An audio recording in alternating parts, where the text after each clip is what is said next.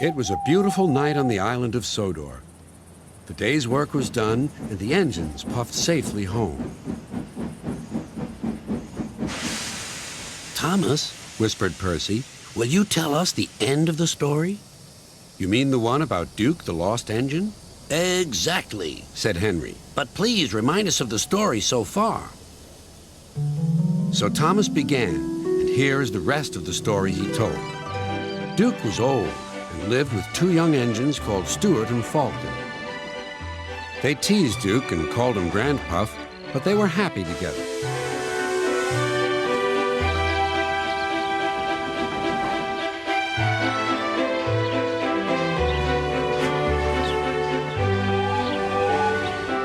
Then their line was closed down, and the young engines went away. Duke was left alone in the shed. He went to sleep, and everything around him changed. But Duke was never forgotten.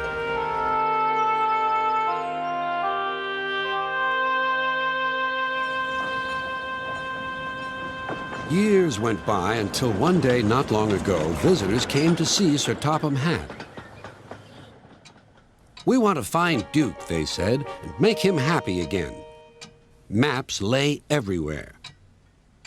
"If we follow the old line shown here on the map," they said, "we'll travel north of the village and then into the mountains. And look, there's a sign for the old station. If Duke's anywhere, he's there." Everyone set off to the mountains far away. The days went by and the search grew harder, but the rescuers wouldn't give up.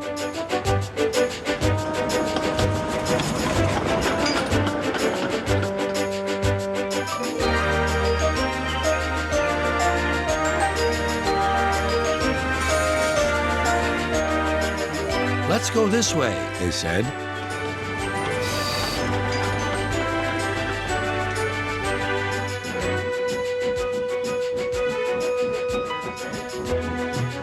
But there was still no sign of Duke.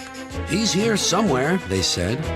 They scrambled over hills, struggled over ditches.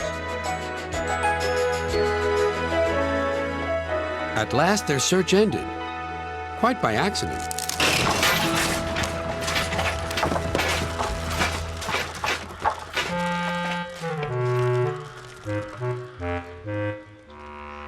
"We've found him! We've found our Sleeping Beauty!"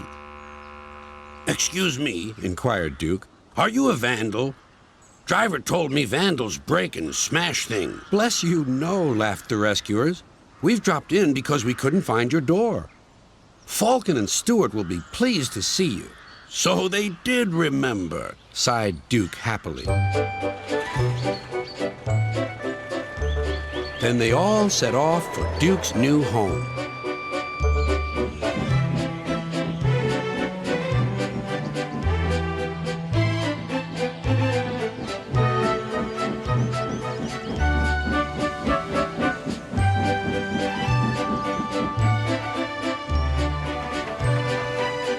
Stuart and Falcon were ready with a big welcome. "He's here," they whispered. "Shh, shh.